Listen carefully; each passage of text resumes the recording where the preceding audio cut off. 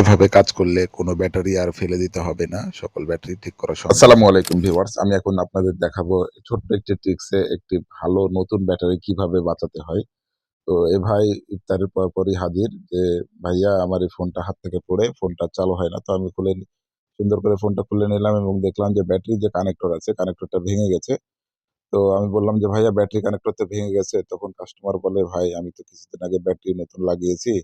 এখন যদি আবার ব্যাটারি নতুন কিনতে হয় তাহলে তো আমার অনেক লস হয়ে যাবে, অনেক খরচে পড়ে যাবো।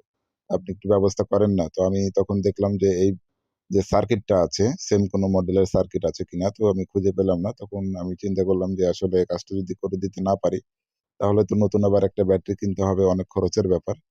তো আমি একটা সার্কিট থেকে সেম সাইজের একটা কানেক্টর নিলাম। নিয়ে আমি বেসটাকে চেঞ্জ করে দিলাম।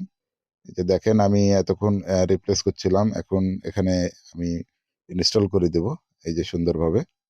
আর এই কাজগুলো যারা করে থাকেন বা করতে ইচ্ছুক, আপনারা অতি সাবধানতার সাথে করবেন। হিট, টেম্পারেচার সবকিছু কন্ট্রোলে রাখতে হবে এবং তাতালের হিটও কন্ট্রোলে রাখতে হবে। যেহেতু এগুলো প্লাস্টিকের